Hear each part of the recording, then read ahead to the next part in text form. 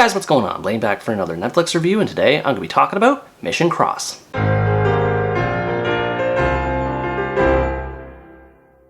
Mission Cross is a Korean action comedy that tells the story of Kang Mi-seon, a skilled detective for her police detachment in the city of Seoul. She lives an ordinary life of fighting crime like most other cops when she begins to suspect that her husband Park Kang-moo is cheating on her. As it turns out, Kang-moo isn't actually cheating on her, but is helping a former colleague at a spy agency he used to work for a long time ago in rescuing her kidnapped husband. Kang-moo proceeds to investigate where the man is, while Mi-seon investigates what Kang-moo is doing, resulting in the two becoming entwined in a dangerous conspiracy. This movie definitely has its moments as an entertaining action flick with well-timed comedic moments, but when it comes to the story, it falls flat. It's another generic spy story where more is at play than the main characters realize, and the unnecessarily complicated plot doesn't help in improving things. Seong-mi serves well enough as the protagonist of the story. She has a strong personality and sense of authority about her when it comes to leading her peers at the police station, which gives her credibility as a detective and someone who's invested in figuring out what her husband is up to.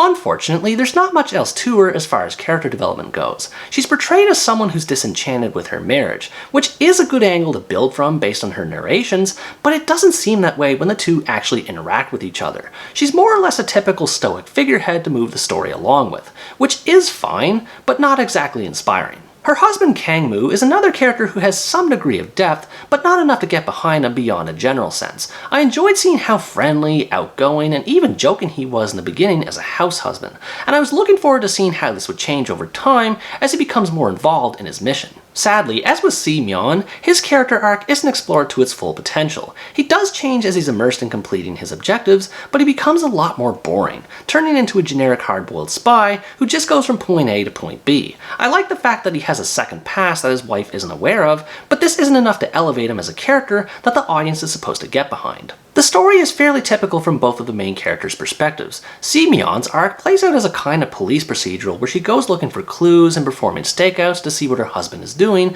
while Kang-moo's is more of the same, but from a spy's point of view, so there's more of an element of danger involved. While I like the idea of both of them having individual narratives playing out at the same time, this does affect the overall relationship dynamic. Things already start off uninspired between them, and because they spend so much time apart in this movie, it makes their bond feel even more lacking. Now that being said, seeing both of them doing their own thing is kind of cool at first. It's interesting to see Seong-mi work together with the police, and the spy aspects of Kang-moo's story add more dramatic intrigue when they occur, with flashbacks helping to add context to what happens. It's just a shame that things start off on the right foot, only for the movie to shoot itself in the foot later on. However, the biggest problem with the story is that it's way too complex. For a movie that's only 90 minutes long and starts off pretty straightforward, there's so much exposition that crops up as the story moves along, especially on Kang-moo's side, and this makes it hard to figure out what's happening. Things like cryptocurrency scams, top-secret military operations, and random characters being name-dropped leave the plot a confusing mess as everything becomes entangled.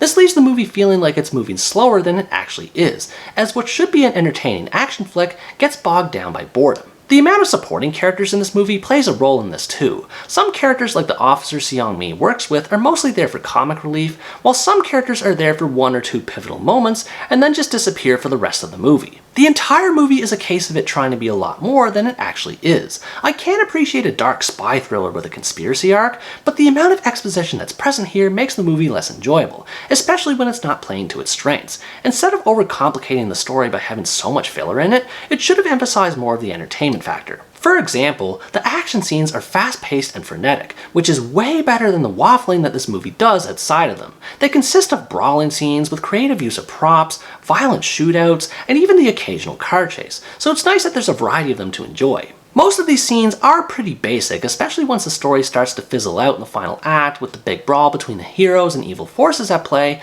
but at least they keep the pace going. I would rather a movie be mediocre and still fun in parts, as opposed to be mediocre without any other redeeming qualities. The same can also be said about the comedy, which is hilarious when it works. The funniest scene in the movie for me is when Kang-moo pretends to be an escaped mental patient during a mission and runs around pretending to have crap in his hands while preparing to throw them at guards trying to arrest him. My only complaint about how the comedy is presented is that it often conflicts with the dramatic elements of the story. The movie features a lot of tonal shifts in this regard, as it'll sporadically change in tone from one scene after another, and it tended to take me out of the movie more often than not, which also made it harder to focus on the already convoluted story. There isn't much more to say about this movie beyond its status as a generic spy flick with a bit of an identity crisis. There's nothing wrong with having both comedic and dramatic aspects to a movie, but there should always be a clear understanding of what it should be, and the tonal imbalance combined with the messy story leaves it underwhelming. Overall, Mission Cross is an okay but forgettable spy flick that fails to live up to its potential in spite of being somewhat fun to watch in parts. If you like spy movies and don't mind getting lost in a complex plot, you might enjoy checking this out. I do appreciate how ambitious this movie is and how it tries to juggle so many things at once, but this causes more problems due to its lack of focus and confusing story. It certainly lives up to its title, as so many factors behind it cross into each other that the whole mission behind it feels undercooked as a result. What did you think about this movie? Were you also confused by the story, or did you like how it bounced between its lead characters? Let me know in the comments below. Anyways guys, that's going to wrap up my review of Mission Cross. Thanks for watching this video, I hope you enjoyed it, and as always stay tuned for the next part, where next time I review the American action comedy, The Union. Bye bye!